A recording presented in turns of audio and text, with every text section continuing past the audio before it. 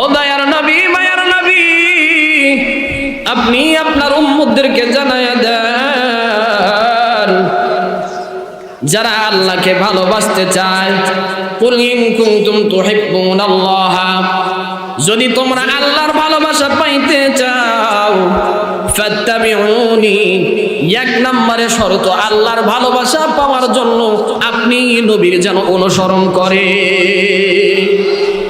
কার অনুসরণ করা লাগবে? জোরে বলেন কার? আল্লাহর ভালোবাসা যদি পাইতে চাও, আমার আল্লাহ ডাক দিয়া বলেন, নবী গো, আমি আল্লাহর ভালোবাসা যদি কোনো বান্দা পাইতে চায়, ফাত্তাবিউনি, আপনি নবীর অনুসরণ করা লাগবে। আপনি নবীর অনুসরণ যদি কোনো বান্দা করতে পারে, আমি আল্লাহ রাব্বুল আলামিন তাকে 2টা পুরস্কার দিব। কয়টা পুরস্কার বলেন? মুখস্থ করা লাগবে ওয়াজ। কয়টা পুরস্কার? 2টা পুরস্কার। আবার আল্লাহ ডাক দিয়ে বলেন, নবী গো, আপনি নবীকে যদি কোনো বান্দা অনুসরণ করতে পারে, ইউহিব্বুকুমুল্লাহ, ওই বান্দা যেন আমি আল্লাহকে ভালোবাসলো। আর যদি কোনো বান্দা আমার হয়ে যায়, মাল্লাহুল মাওলা ফালাহুল কুল, যদি কোনো বান্দা আল্লাহকে ভালোবাসে, আল্লাহ বলেন আমি আল্লাহ তাআলা 1 নাম্বার পুরস্কার হিসাবে আমি আল্লাহ তাআলা তার প্রতি ভালোবাসার দৃষ্টি দিয়া দিব। আল্লাহ রাব্বুল আলামিন বলেন, বান্দারে, যদি আমি আল্লাহকে ভালোবাসো, আল্লাহর ভালোবাসা যদি অন্তরের ভিতরে ঢুকাইতে পারো, আল্লাহ বলেন আমি আল্লাহর ভালোবাসা যদি ভিতরে ঢুকাও, ইউহিব্বুকুমুল্লাহ, আমি আল্লাহ তাআলাও তোমাদেরকে ভালোবাসবো। 2 নম্বরে পুরস্কার হলো আমি আল্লাহ তাআলা ওয়া ইয়াগফির লাকুম যুনুবাকুম, তোমাদের জীবনের সমস্ত গুনাহগুলো maaf করে দিব। জোরে বলেন আল্লাহু আকবার। আল্লাহর ভালোবাসা আর নবীর অনুসরণ যদি করতে পারো, তাহলে আল্লাহ বলেন তোমাদের প্রতি আমি আল্লাহ তাআলা ভালোবাসার দৃষ্টি দিব, ভালোবাসবো। আর দ্বিতীয়ত তোমাদের জিন্দেগীর সমস্ত গুনাহ maaf করে দিব। বলেন সুবহানাল্লাহ। আল্লাহকে ভালোবাসা আর নবীর অনুসরণ করা। নবীর অনুসরণ কেমনে করবা মুমিন? আল্লাহর নবী হাদিস শরীফের ভিতরে বলেন, মান আতাআনি ফাকাদ আহাব্বানি, যেই বান্দা আমি নবীর অনুসরণ করলো, সেই বান্দা যেন আমাকে ভালোবাসলো। বলেন না সুবহানাল্লাহ। ওয়া মান আহাব্বানি কানা মাই ফিল জান্নাহ। বলেন আল্লাহু আকবার। আর আল্লাহর নবী বলেন, যদি কোনো বান্দা আমি নবীর ভালোবাসা যদি নিয়ে অন্তরে যদি ভালোবাসা রাখতে পারে, আল্লাহর নবী বলেন, ওয়া মান আহাব্বানি কানা মাই ফিল জান্নাহ, আমি রাসূল কিয়ামতের ময়দানে ওই বান্দাকে জান্নাতে আমার পাশে রেখে দিব। তাহলে নবীকে ভালোবাসা লাগবে কি লাগবে না বলেন? কোনদিন খল্লিদার নয়, নবীকে হায়াতের শুরু থেকে নিয়ে শেষ পর্যন্ত নবীকে ভালোবাসা লাগবে। নবীর ভালোবাসা যদি অন্তরে না থাকে, তুমি মুমিন নয়। কারণ নবী করিম সাল্লাল্লাহু আলাইহি ওয়াসাল্লাম হাদিস শরীফের ভিতরে বলেন, লা ইউমিনু আহাদুকুম হাত্তা আকুনা আহাব্বা ইলাইহি মিন ওয়ালিদিহি ওয়া ওয়ালাদিহি ওয়ান নাসি আজমাইন, মুত্তাফাকুন আলাইহি আও কামা ক্বালান নাবিয়্যু আলাইহি সালাতু ওয়াস সালাম। আল্লাহর নবী ডাক দিয়ে বলেন, ও দুনিয়ার মুসলমানেরা, ও দুনিয়ার উম্মতেরা, ও দুনিয়ার কাফেরেরা, ও দুনিয়ার বেঈমানেরা, আমি নবীকে যদি কোনো বান্দা যদি নিজের জীবনের চাইতে, মিন ওয়ালিদিহি, নিজের পিতার চাইতে, ওয়া ওয়ালাদিহি, এবং আত্মীয় স্বজন পিতা মাতার চাইতে, ওয়ান নাসি আজমাইন, এমনকি পিতা মাতা নয়, দুনিয়ার সমস্ত মানুষ, তোমার ছেলে, তোমার সন্তান, তোমার বন্ধু, তোমার স্ত্রী পরিজনের চাইতে যতক্ষণ পর্যন্ত আমি নবীকে ভালো না বাসবে, ততক্ষণ পর্যন্ত তুমি পরিপূর্ণ ঈমানদার হইতে পারবে না। বলেন সুবহানাল্লাহ। হযরতে ওমর, নাম শুনছেন? ওমরের নাম চিনেন? হযরতে ওমর রাদিয়াল্লাহু তাআলা আনহু নবীজির কাছে আসলেন। নবীজি প্রশ্ন করলেন, ওমর, তুমি আমাকে কেমন ভালোবাসো বলো। হযরত ওমর ডাক দিয়ে বলে, ইয়া রাসূলুল্লাহ, ইয়া হাবিবাল্লাহ, হুজুর, আমি আপনাকে অনেক মহব্বত করি, অনেক মহব্বত করি। আল্লাহর নবী ডাকতে বলেন, ওমর রে, তুমি তো এখনো পর্যন্ত পরিপূর্ণ মুমিন হতে পারো নাই, আমার দিকে একটু আগায় আসো। হযরত ওমর রাদিয়াল্লাহু তাআলা নবীজির কাছে আগায় গেলেন। কথা বুঝেননি আপনারা? হযরত ওমর নবীজির কাছে আগায় গেছেন, নবীজি বুকের সাথে একটা চাপ দিয়েছেন, জড়ায়া ধরে। হযরত ওমর পরক্ষণেই ডাকতে বলে, নবীজি, ইয়া রাসূলুল্লাহ, ইয়া হাবিবাল্লাহ, হুজুর, আমি আপনাকে আমার জীবনের চাইতেও বেশি ভালোবাসি। আল্লাহর নবী ডাকতে বলে, ওমর রে, এখন তুমি পরিপূর্ণ মুমিন হইতে পারছো। আল্লাহু আকবার। এ মুসলমান, নবীকে ভালোবাসা যদি তোমার পরিপূর্ণ না হয়, যদি খালি দিনক্ষণ নির্ধারণ করে ভালোবাসো, তারপরে তুমি কোনোদিন পরিপূর্ণ ইমানদার হতে পারবা না। নবীর জন্য জীবন দেওয়া লাগবে, নবীর জন্য সব কিছু। নবী যখন নবীর জন্য, নবীকে যদি কোনো কাফেররা, নবীকে যদি কোনো বেদিনরা নবীর নামে যদি কটূক্তি করে, এ মুসলমান, কয়েকদিন পূর্বে আমাদের বাংলাদেশের বরিশালের ভোলা জেলাতে এ মুসলমান নবীর নামে কটূক্তি করলো বিপ্লব চন্দ্র শুভ। একটা কুলাঙ্গার নবীর নামে কটূক্তি করলো। নবীর নামে কটূক্তি করার সঙ্গে সঙ্গে তৌহিদি মুসলমান নবীর ইজ্জতের রক্ষার আন্দোলন নেমে পড়েছিল, ঠিক কিনা? নবীর নামে যখন এই কটূক্তি হবে, নবীর সঙ্গে সঙ্গে আশিকে রাসূল, যারা প্রকৃত আশিকে রাসূল যদি তুমি দাবি করো, তাহলে সঙ্গে সঙ্গে ওই সমস্ত নাস্তিক বেঈমানদের কল্লা উড়ায়া দিতে হবে, ঠিক কিনা? কারণ আমার নবীর জন্য আমার মায়া, আমার নবীর জন্য তো আলাদা বুকের ভিতরে একটা জায়গা। কারণ নবীর জন্য যদি জীবনটাও দিতে যদি এখনো প্রস্তুত হইতে বলা হয়, তাহলে আমি তো আগে আমার নবীর জন্য জীবন দেওয়ার জন্য প্রস্তুত হয়ে যাব। কারণ আমার নবীকে কাফেররা পর্যন্ত ভালোবাসছে, বেদিনেরা পর্যন্ত ভালোবাসছে। যদিও তারা ইসলাম ধর্ম অনেকেই গ্রহণ করে নাই, কিন্তু কাফের বেঈমানরা পর্যন্ত নবীকে ভালোবাসছে। আল আমিন বলছে, সাদিক বলছে, বিশ্বস্ততার চারিত্রিক সনদপত্র লাগায় দিয়েছে, সার্টিফিকেট দিয়েছে। কারণ আবার নবী তো সেই নবী, যেই নবী ইয়াতীম অবস্থায় আবার নবী পালিত হয়েছে। আবার নবী তো সেই নবী, যেই নবী দুনিয়াতে আসার পূর্বেই 6 মাস পূর্বেই দুনিয়ার ভিতর থেকে তার পিতাকে হারাইছে। এ মুসলমান, একটু মনটা নরম করে দিয়া শুনবা। রবিউল আউয়াল মাস, নবীর তো আশিক দাবি করে অনেক সমাজের ভিতরে, আশিকের তো অভাব নাই। কিন্তু মুসলমান রে, নবীকে কটূক্তি করলে আশিকরা বের হয় না। এই সমস্ত সিন্নি করো, জিলাপি করা আশিক দিয়া কোনোদিন নবী কোনোদিন কিয়ামতের ময়দানে শাফাআত করবে না। আবার নবী তো ওই সমস্ত বান্দাদেরকে ডাক দিয়া বলবে, এ বাংলাদেশের মুসলমান, আমি নবীর নামে কটূক্তি করছে, ইহুদি বেঈমানরা কটূক্তি করছে, আর তোমরা আমার নামে ঈদ মিলাদুন পালন করে কেক কেটে এই বার্থডে, হ্যাপি বার্থডে মোহাম্মদ ডাক দিয়া বলছো, অথচ তোমরা কোনোদিন ওই জন্য স্লোগান দিয়া রাস্তায় নামো নাই। তোমরা বুঝেছি প্রকৃত আশিক না, আশিক না। আজকে আমি নবীর কাছ থেকে তোমরা 100 হাত দূরে চলে যাও, ঠিক কি না? বলবে না? এ মুসলমান, কাফেররা পর্যন্ত আমার নবীকে চারিত্রিক সনদপত্র দিয়েছেন, চারিত্রিক সার্টিফিকেট দিয়েছেন। হুদাইবিয়ার সন্ধির সময়, কোন সময়? হুদাইবিয়ার সন্ধির সময় আল্লাহর নবী যখন মক্কা থেকে হিজরত করে মদিনায় চলে গেলেন, কয়েক বছর পর আল্লাহর নবী মদিনা মুনাওয়ারা থেকে আল্লাহর নবীর মূলটা তো বারবার চায়, নিজের জন্মভূমি বাইতুল্লাহর দিকে যায় একটু হজ করবে, আল্লাহর ঘর একটু তাওয়াফ করবে, বাইতুল্লাহ শরীফ তাওয়াফ করবে। আল্লাহর নবী কয়েকজন সাহাবীদেরকে নিয়ে হুদাইবিয়া নামক জায়গার ভিতরে যখন গেছে গো, ওই মক্কার পত্তলিকরা, ওই মক্কার কাফেররা আমার নবীর কাছে হুদাইবিয়ার সন্ধির জন্য আবার নবীর কাছে সন্ধির জন্য লোক পাঠাইছে। আব্দুল্লাহ ইবনে উরওয়া ইবনে যুবাইর রাদিয়াল্লাহু তাআলা আনহু, যিনি পরে ইসলাম ধর্ম গ্রহণ করেছিলেন, ওনাকে ওই সমস্ত পত্তলিকদের লিডার বানায়া মুহাম্মাদের কাছে পাঠাইছে। ডাক দিয়া বলে, ও আব্দুল্লাহ ইবনে উরওয়া ইবনে যুবাইর,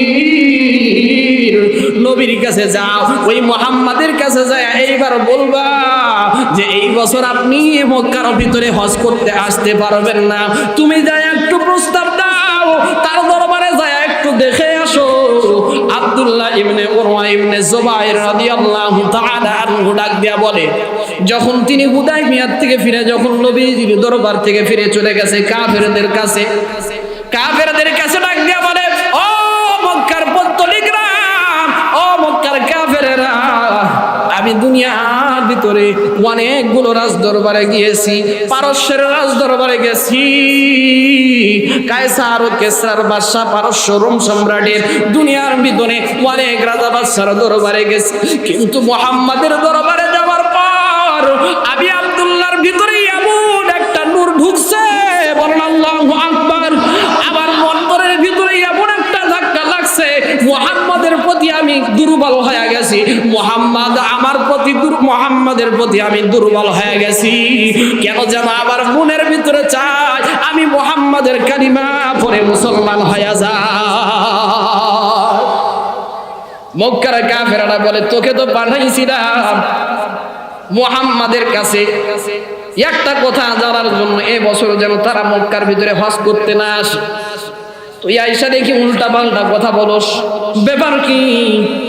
আব্দুল্লাহ ইবনে উরওয়া ইবনে যুবাইর ডাক দে বলে, ও মক্কার কাফেররা, কারণ আমি মুহাম্মাদের এত শান শৌকত দেখেছি, মুহাম্মাদকে এত মানুষ ভালোবাসে, এত মানুষ ভালোবাসে, মুহাম্মাদের ওই ব্যক্তিদের, ওই সাহাবীদের ভালোবাসা দেখা আমার অন্তরের ভিতরে আঘাত লেগে গেছে। বলে, কি ভালোবাসে একটু বলো। আব্দুল্লাহ ইবনে যুবাইর, উরওয়া ইবনে যুবাইর ডাক দিয়া বলে, গো ও মক্কার কাফেররা, তাহলে শুনো, মুহাম্মাদকে মুহাম্মাদের সাহাবীরা, মুহাম্মাদের বন্ধুরা, মুহাম্মাদের সহযোগীরা মুহাম্মাদকে এত ভালোবাসে, মুহাম্মাদ যদি ওযু করে ওযুর পানি নিয়ে কারাকারি শুরু করে দেয়, বলেন আল্লাহু আকবার। মুহাম্মাদ যদি থুতু ফেলায়, ওই মুহাম্মাদের থুতুটা নিজের শরীরের ভিতরে পাকানোর জন্য পাগল পারা হয়ে যায়। মুহাম্মাদ যদি এরকম ভাবে একটা আদেশ করে, ওই সমস্ত ব্যক্তিরা ওই আদেশটা পালন করার জন্য পিরাপিরি লাগায় দেয়। মুহাম্মাদ যদি থুতু ফেলে, যদি রক্ত পর্যন্ত ফেলায় দেয়, ওই সমস্ত ব্যক্তিদেরকে আমি দেখছি, ওই সমস্ত ব্যক্তিরা ওই থুতু মোবারকটা মনে হয় খেয়া ফেলবে, এত ভালোবাসা। কিন্তু আমি রোম সম্রাটের কাছেও গেছি, পারস্যের দরবারেও গেছি, ওখানে তো এত ভালোবাসা পাই নাই, কিন্তু মুহাম্মাদের জন্য দেখেছি তারা জীবনটা পর্যন্ত দেওয়ার জন্য প্রস্তুত হয়ে গেছে। আল্লাহু আকবার। বলে, মুহাম্মাদ যদি কোনো আদেশ করে, মুহাম্মাদের আদেশটা শোনার জন্য, আদেশটা শোনা মাত্র তারা পালন করার জন্য রেডি হয়ে যায়। আল্লাহু আকবার। বলে, কেমন? তাদের যদি জীবনটা পর্যন্ত চাও, ওই মুহাম্মাদের জন্য তারা নিজের জীবনটা পর্যন্ত বিলায় দিতে প্রস্তুত। বলেন আল্লাহু আকবার। বলে, তাই নাকি? বলে, হ্যাঁ, মুহাম্মাদের জন্য তাদের জীবনটা পর্যন্ত বিলায় দিতে প্রস্তুত। কারণ উহুদের ময়দানে, এ মুসলমান, তৃতীয় হিজরিতে, কত হিজরি বলেন? তৃতীয় হিজরিতে উহুদের যুদ্ধ যখন সংগঠিত হয়েছিল, এ মুসলমান, উহুদের যুদ্ধের সময় আল্লাহর নবী মাত্র কিছু সাহাবীদেরকে নিয়ে উহুদের ময়দানে চলে গেলেন।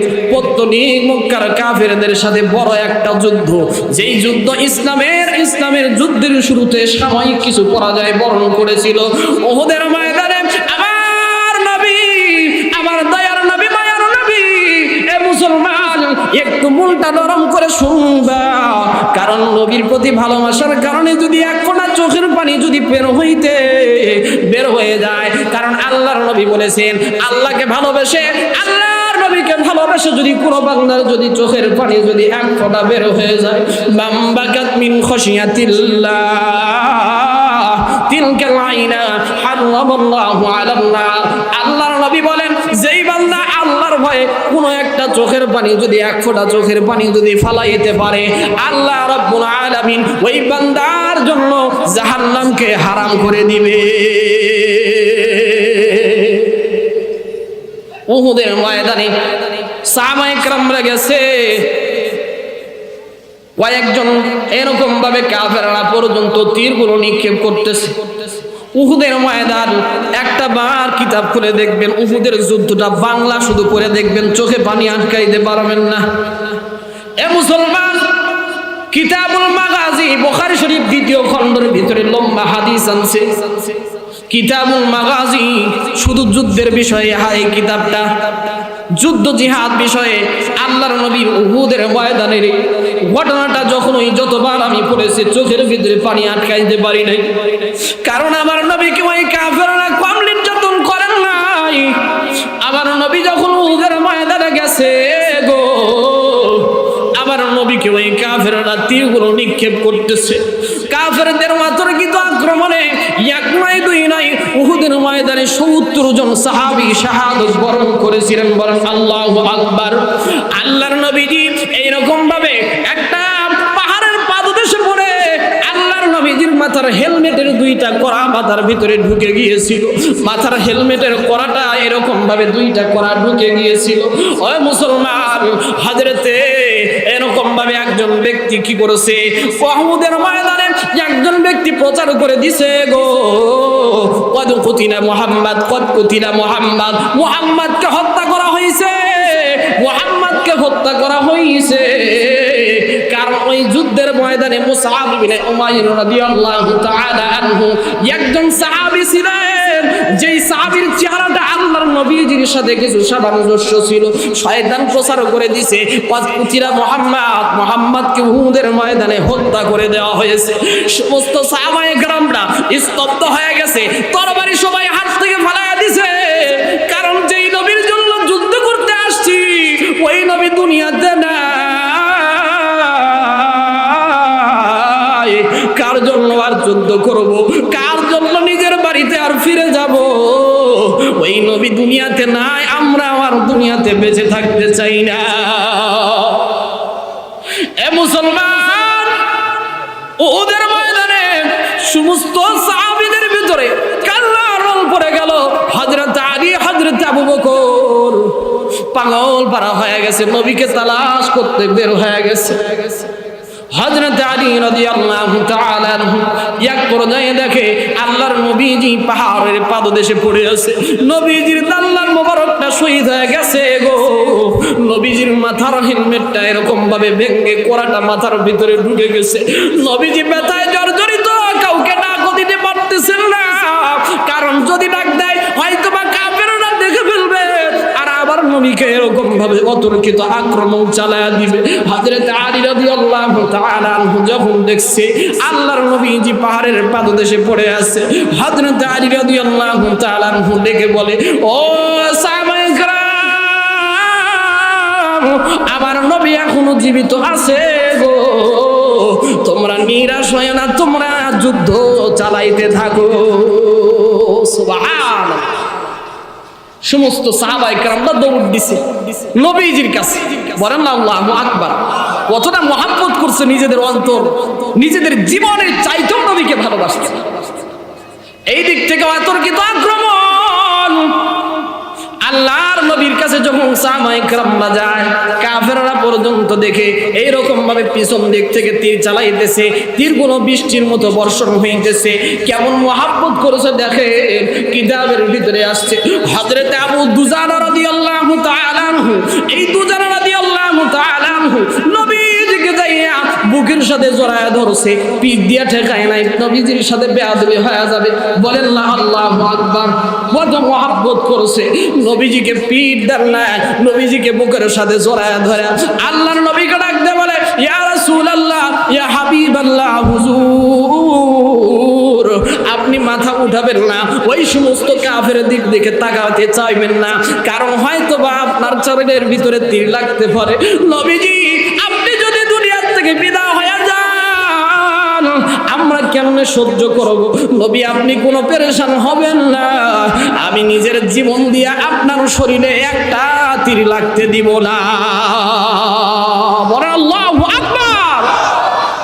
কিতাবের ভিতরে আসছে হযরত আবু দুজানা রাদিয়াল্লাহু তাআলা উহুদের ময়দানে যখন শাহাদাত বরণ করেছে, শরীরের ভিতরে একটা নয় দুইটা নয়, একটা নয় দুইটা নয়, একটা নয় দুইটা নয়, ৭০টা তীর তার শরীরের ভিতরে লাগছে। তবুও তিনি নিজের শরীর দিয়া নিজের জীবন দিয়া নবীজিকে বাঁচাইছেন।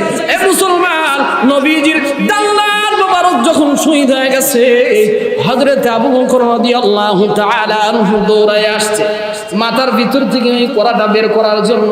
কারণ ওই কড়ার ব্যথাতে আল্লাহ নবী একেবারে যেরকম ভাবে ব্যথায় জর্জরিত হয়ে গেছে। আবু বকর রাদিয়াল্লাহু তাআলা আনহু দৌড়ায় আসতেছেন, আবু উবাইদা ইবনুল জাররাহ রাদিয়াল্লাহু তাআলা আনহু দৌড়ায় আসছে, ডাকতে বলে, ভাই আবু বকর, ও ভাই আবু বকর, তোমাকে তো আল্লাহ বহু বড় কবুল করেছে। আমি আবু উবাইদার তো কিছুই নাই, আবু বলতে কিছুই নাই। ও ভাই আবু বকর, আজকে এই সৌভাগ্যটা, এই কোরআনটা বের করার সৌভাগ্যটা আমাকে দিয়ে দাও। সুবহানাল্লাহ। আবু উবাইদা ইবনুল জাররাহ রাদিয়াল্লাহু তাআলা আনহু, এ মুসলমান, নিজের দাঁত মোবারক দিয়া আল্লাহর নবীজির মাথার ভিতর থেকে ওই কড়াটা যখনই বের করতে গেছে গো, ওই কড়াটা বের করার সময় আবু উবাইদা ইবনুল জাররাহ রাদিয়াল্লাহু তাআলা আনহু একটা দাঁত ভেঙে গেছে, কড়াটাও বের হয়ে আসছে। আবু উবাইদার চেহারা থেকে, মুখ থেকে ঝরঝর করে রক্ত পড়তেছে। নবীজির চেহারা মোবারকটা ঢেকে গেছে, রক্ত দিয়ে নবীজির চেহারা মোবারকটা এরকম মেখে গেছে। আর একটা কড়া তোলার জন্য আর একটা দাঁত দিয়ে যখন নবীজির মাথার ভিতরে লাগাইছে, কড়ার ভিতরে যখন দাঁতটা লাগাইছে, এমনি জোরে মারা এরকম ভাবে টান মারছে। আবু উবাইদা ইবনুল জাররাহ রাদিয়াল্লাহু তাআলা আনহু আরেকটা কড়া তোলার সময় নিজের আরেকটা দাঁত মোবারক শহীদ হয়ে গেছে। চেহারা থেকে রক্তগুলো প্রবাহিত হচ্ছে। আল্লাহর নবীজির চোখগুলো, গালগুলো বের হয়ে রক্তগুলো আবু উবাইদা ইবনুল জাররাহর মুখ দিয়ে রক্তগুলো বের হচ্ছে, আর নবীর চেহারা মুবারক দিয়ে রক্তগুলো বের হয়ে গড়িয়ে পড়তেছে।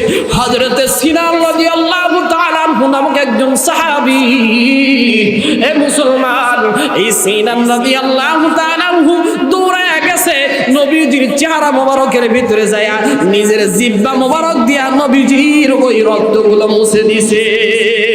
আল্লাহু আকবার, আল্লাহু আকবার। আল্লাহর নবী সিনানকে ডাকতে বলে, সিনান রে, তুমি রক্ত কেন প্রমাণ পান করলা? সিনান ডাকতে বলে, নবীজি,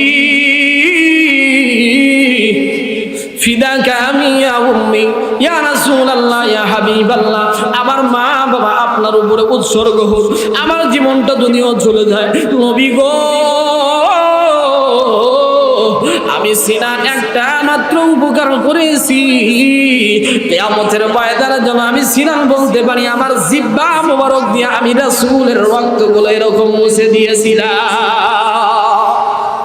আল্লাহর নবী ডাকতে বলে, সিনান, তুমি যেই শরীর দিয়ে, যেই জিহ্বা দিয়ে তুমি আমার রক্তগুলো মুছে দিয়েছো এবং রক্তগুলো পান করে নিয়েছো, সিনান রে, আমি নবী বলে দিলাম, লান তামাসসাকান নার, ওই শরীরটা কখনো জাহান্নামের আগুনে পুড়বে না। আল্লাহু আকবার। ওই শরীরটা কখনো জাহান্নামের আগুনে পুড়বে না। কেমন ভালোবাসা বাসছে, কেমন ভালোবাসা বাসছে, এটা মাত্র উদাহরণ দিয়া বুঝাইলাম।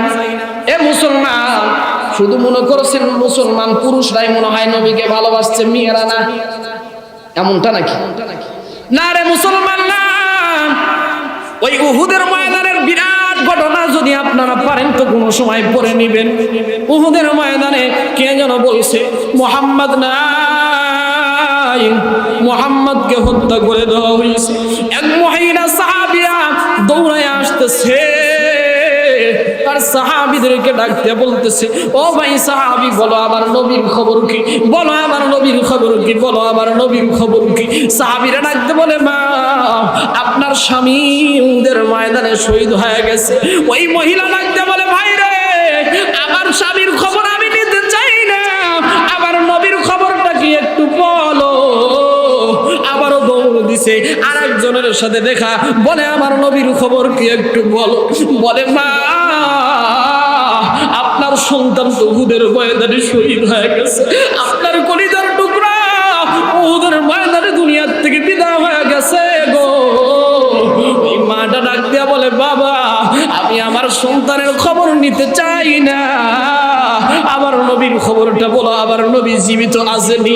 আবার দৌড় সামনের দিকে, একজন সাহাবীর সাথে দেখা, সাহাবী ডাকতে বলতেছে, মারে কই যান আপনি, কই যান? বলে নবীজির খোঁজটা নিতে যাই, উহুদের ময়দানে কে যেন বলছে আমার নবী নাই, আমি তো ঘরের ভিতরে আর থাকতে পারি না।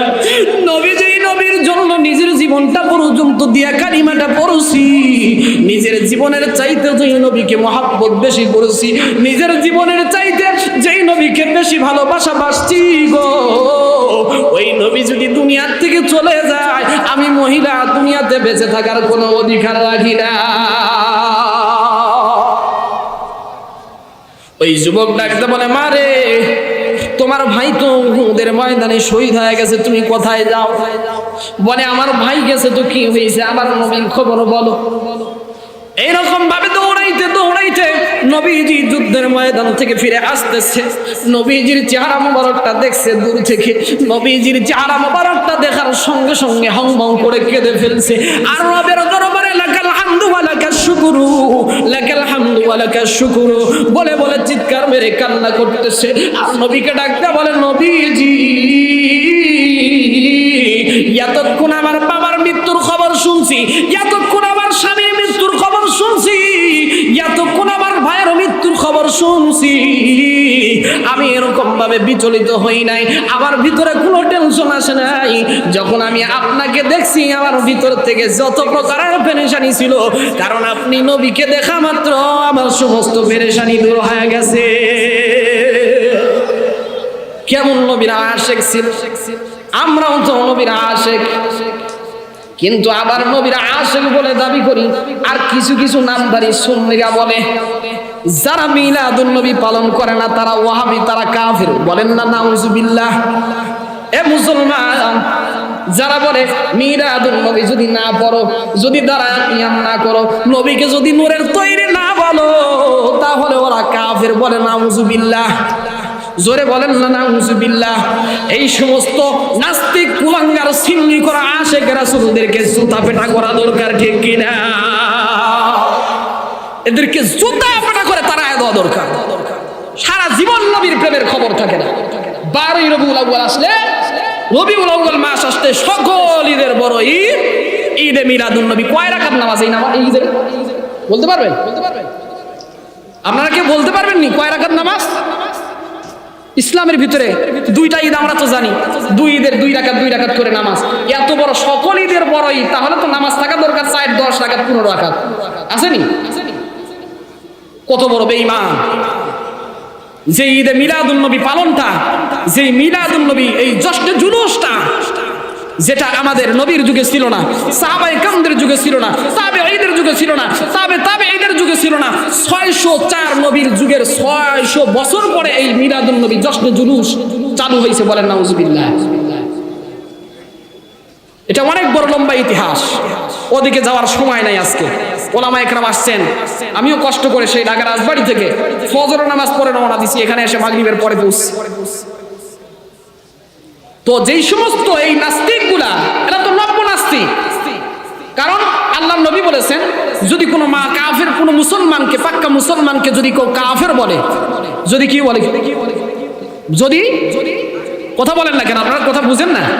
যদি কেউ, জোরে বলেন, যদি কেউ কাফের বলে, আল্লাহ নবী বলেন, অথচ ওই ব্যক্তিরা কাফের না, তাহলে ওই জিনিসটা তাদের দিকে ঘুরে আসবে।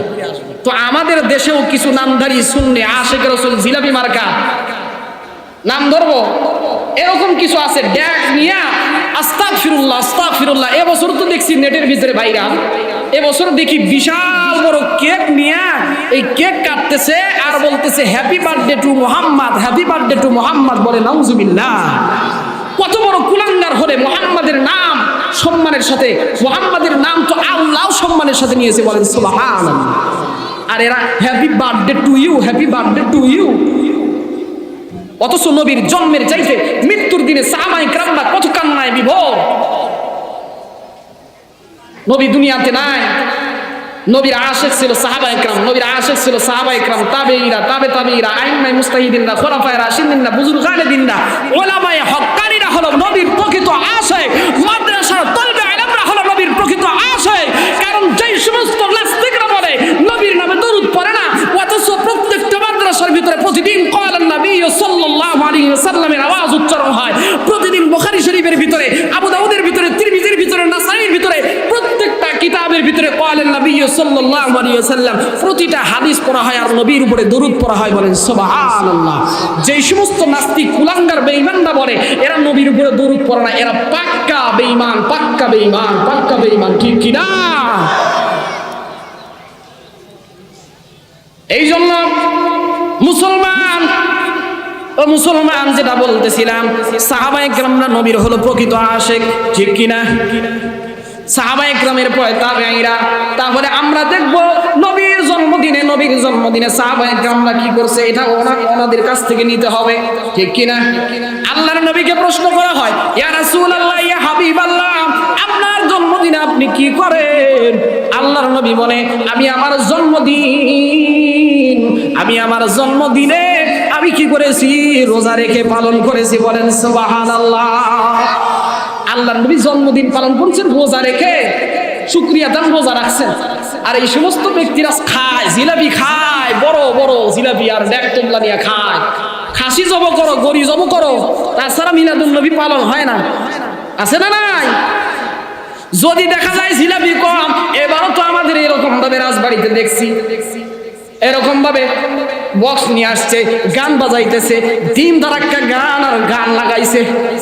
কিছুক্ষণ আমি মাদ্রাসায় বসে আছি, আমাদের ছাত্রদেরকে নিয়ে এশারার পরে দেখি গান বাজতেছে, সেই গান, ডিজে গানের সাউন্ড, সেটা না হয় নাই বললাম। কিছুক্ষণ পরে দেখি ইয়া নবী সালাম, আস্তাগফিরুল্লাহ। এটা আসলে ব্যঙ্গ করার উদ্দেশ্য না। একজন নবীর যদি প্রকৃত আশিক হয়ে থাকো, তুমি গান বাজায়া ওই দেখছে পরক্ষণে ইয়া নবী সালাম আলাইকা বলে আবার জিকির করা শুরু করে দেয়, এটা কোনোদিন প্রকৃত আশিকে রাসূলের কারবার হতে পারে না। আশিকে রাসূল তো প্রতি ওয়াক্তে, আশিকে রাসূল তো প্রতিটা মুহূর্তে, আশিকে রাসূলের তো হাত্তাল মাউত পর্যন্ত আল্লাহর নবীকে ভালোবাসবে। এটার জন্য গান বাজনার প্রয়োজন হয় না, এটার জন্য ডেক্সির প্রয়োজন হয় না, এটার জন্য মাইকের প্রয়োজন হয় না। কারণ আল্লাহর নবী বলেছে, যেই বান্দা আমার উপরে একবার দরুদ পড়লো, মান সাল্লা আলাইয়া ওয়াহিদাতান সাল্লাল্লাহু আলাইহি আশারা, বলেন আল্লাহু আকবার। আল্লাহর নবী বলেন, যদি কোনো বান্দা আমার উপরে একবার দরুদ পড়ে, আল্লাহ তার উপরে 10টি রহমত নাজিল করে দেন, বলেন সুবহানাল্লাহ। এই জন্য বলতেছিলাম, মুসলমান ইমানদার, মুসলমান ইমানদার, আল্লাহর গোলাম।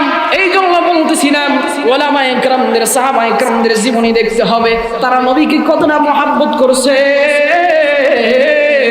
নবীর মহব্বতে তারা কি করছে, নবীর মহব্বত তো কেমন ছিল। হযরত ইমাম মালিক রাদিয়াল্লাহু রাহমাতুল্লাহি আলাইহির জীবনের দিকে খুলে দেখো। ইমাম মালিক রাহমাতুল্লাহি আলাইহি, যিনি মদিনার ভিতরে জন্মগ্রহণ করেছিলেন, ইমাম মালিক রাহমাতুল্লাহি আলাইহি চারটা বড় বড় মাযহাব রয়েছে। ইমামে আবু হানিফা রাহমাতুল্লাহি আলাইহি, ইমামে আবু হানিফা রাহমাতুল্লাহি আলাইহির মাযহাবের নাম হলো হানাফি মাযহাব, ঠিক কি না? ইমামে শাফিঈ মাযহাব, শাফিঈ রাহমাতুল্লাহি আলাইহির মাযহাবের নাম হলো শাফিঈ মাযহাব। ইমাম মালিক আর পরে আহমদ ইবনে হাম্বল রাহমাতুল্লাহি আলাইহি, চারজন বড় বড় ইমামের চারটা মাযহাব ছিল। কোন কিতাবের কোন মাযহাবের ভিতরে খুঁজে পাবেন না যে মিলাদুন নবীকে পালন করতে হবে। আমি বলি, হ্যাঁ মিলাদুন নবী পালন করো, ঠিক আছে, মিলাদুন নবী আমরাও 100 বার পালন করব, কিন্তু কোনদিন গান বাজনা বাজায় নয়। আমরা মিলাদুন নবীর বিষয়টা আলোচনা করি আর সিরাতুন নবীটা মানি, ঠিক কি না? মিলাদুন নবী আমরা আলোচনা করি, এটার থেকে আমাদের ফায়দা অর্জন হয়, আর আমরা সিরাতুন নবীটা মানি, কারণ সিরাতুল নবীটা হলো নবীর চরিত্র, নবীর জীবনী, আর নবীর চরিত্র আর নবীর জীবনীটাই হলো কোরআন। বলেন সুবহানাল্লাহ। হযরত আয়েশা সিদ্দিকা রাদিয়াল্লাহু তাআলা আনহার কাছে সমস্ত সাহাবিয়ারা, মহিলারা যা প্রশ্ন করেছে, ও মা আয়েশা সিদ্দিকা রাদিয়াল্লাহু তাআলা আনহা, আপনি বলেন নবীর চরিত্র, নবীর জীবনীটা কেমন ছিল? নবীর জীবনীটা আমরা কেমনে মানব? হযরত আয়েশা সিদ্দিকা রাদিয়াল্লাহু তাআলা আনহা ডাকতে বলেন, কানা খুলুকুহুল কুরআন। আল্লাহু আকবার। নবীর চরিত্রটা ছিল পুরা কোরআন মাজিদ। কারণ আল্লাহ তাআলা সূরাতুল আহজাবের 21 নম্বর আয়াতের ভিতরে বলেছেন, লাকাদ কানা লাকুম ফি রাসূলিল্লাহি উসওয়াতুন হাসানাতুন লিমান কানা ইয়ারজুল্লাহ ওয়াল ইয়াওমাল আখির ওয়া যাকারাল্লাহা কাসীরা।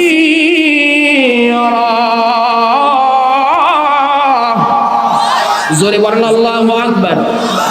আল্লাহ রাব্বুল আলামিন এই আয়াতের ভিতরে বলেন, তোমাদের জন্য রয়েছে নবীর ভিতরে উত্তম আদর্শ। তোমাদের জন্য উত্তম আদর্শ রয়েছে নবীর ভিতরে। কাদের জন্য? আল্লাহ রাব্বুল আলামিন বলেন, লিমান কানা ইয়ারজুল্লাহ, যারা আল্লাহর সাক্ষাৎ পাইতে চায় তাদের জন্য। কাদের জন্য বলেন? কথা বলেন না কেন? কাদের জন্য? আল্লাহ রাব্বুল আলামিন বলেন, লিমান কানা ইয়ারজুল্লাহ ওয়াল ইয়াউমাল আখির। আল্লাহ রাব্বুল আলামিন বলেন, যারা আমি আল্লাহর সাথে সাক্ষাৎ প্রার্থী। আল্লাহ রাব্বুল আলামিনের সাথে সবার সাক্ষাৎ করা লাগবে কি লাগবে না? জোরে বলেন, লাগবে কি লাগবে না? জোরে আওয়াজ দিয়ে বলেন, লাগবে কি লাগবে না? কারণ মৃত্যুর হাত থেকে কোনো সময় আপনি পলায়ন করতে পারবেন না। পারবেন নাকি? আল্লাহ রাব্বুল আলামিন বলল আয়াতের ভিতরে বলেন, কুল্লু নাফসিন যায়িকাতুল মাউত। আল্লাহ রাব্বুল আলামিন বলে, দুনিয়ার মুসলমান, ঈমানদার, বেঈমান, কাফের, নাস্তিক, ইহুদি, কুল্লু নাফস, প্রতিটা নফস, প্রতিটা কি নফস যারই জীবন আছে, গাছপালা, পশু পাখি, তরুলতা, সবারই আল্লাহর কাছে ফিরে যাইতে হবে। কারণ আল্লাহর কাছে যদি না যাওয়ার ইচ্ছা পোষণ করে, তোমাকে যদি এরকম ভাবে আগুনে পুরায়া যদি ছেড়ে দেওয়া হয়, তোমাকে যদি এরকম কফিনের ভিতরে ঢুকায়া ভর্তি করে দেওয়া হয়, আল্লাহ বলে, বান্দারে কাইফা তাকফুরুনা বিল্লাহ। আল্লাহু আকবার। আল্লাহ বলে, বান্দা তুমি কেমন করে আমার সাথে নাফরমানি করো, কেমন করে নাফরমানি করো। কাইফা তাকফুরুনা বিল্লাহি ওয়া কুনতুম আমওয়াতা। বান্দা তুমি তো ছিলা, আমি আল্লাহ তাআলা ফাআহইয়াকুম, তোমাকে জীবিত করেছি। আল্লাহু আকবার। জোরে বলেন না আল্লাহু আকবার। আরো জোরে বলেন আল্লাহু আকবার। আল্লাহ বলে, ফাআহইয়াকুম সুম্মা ইউমিতুকুম। তুমি কি মনে করছো যে আল্লাহ আমি তোমাকে জীবিত করেছি, ওই আল্লাহর পাওয়ার বুঝি তোমাকে জীবিত করা শেষ হয়েছে? এমনটা নাকি? কথা বলেন না কেন? জোরে আওয়াজ দিয়ে বলেন। কি ব্যাপার, আপনাদের মনে হয় রোজা আছে? রংপুরের মানুষ তো এরকম না রে বাবা। এরশাদ চাচার এলাকার মানুষ নাকি এরশাদ চাচা মরে গেছে দেখে আপনাদের পাওয়ার কমে গেছে? হ্যাঁ, কমে গেছে নাকি? আমাদের সরকার নাই, আমাদের ক্ষমতাও নাই। কারণ হলো কি, গোপালগঞ্জের মানুষ যে কৃষক, ও প্রধানমন্ত্রী মর্যাদা রাখে। বুঝেননি কথা? আমরা বগুড়ার মানুষ এখন অসহায়। আমার দেশের এলাকা হলো বগুড়া। বগুড়ার মানুষ এখন আমরা অসহায়, কারণ আমাকে ওই আওয়ামী লীগ করলে আমাকে কয় বিএনপি। তো আপনারা এরশাদ চাচার দল যদি নাও করেন, মাইন্ড করবেন না, এটা বোঝানোর জন্য বলতেছি। আবার কেউ বলবেন না যে রাজনীতির কথা বলতেছি। দিস ইজ নট পলিটিক্যাল মঞ্চ, এটা রাজনীতির মঞ্চ না যে আমি রাজনীতির কথা বলবো। এরশাদ চাচা এরকম ভাবে মরে গেছে দেখে আপনাদের ক্ষমতা তো কমে নাই, আওয়াজ কমে নাই তো। এ মুসলমান ইমানদার, এই জন্য বলতেছিলাম,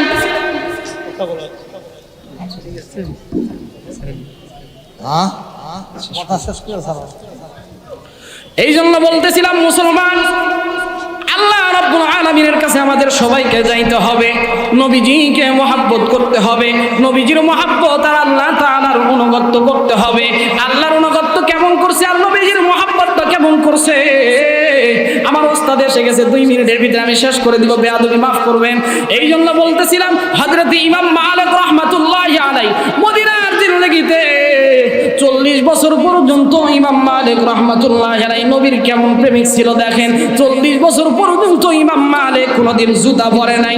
ইমাম মালিককে ডাকতে বলা হয়, ও ভাই ইমাম মালিক, আপনি কেন মদিনার জিন্দেগিতে আপনি কেন জুতা পরেন না? ইমাম মালিক রাহমাতুল্লাহি আলাইহি ডেকে বলে, ও ভাই, আমি মদিনার যেই জায়গাতে লাখটা নাগাই সেই জায়গাতে আমি আমার নবীর ঘেরান পাই। মদিনা নামক কত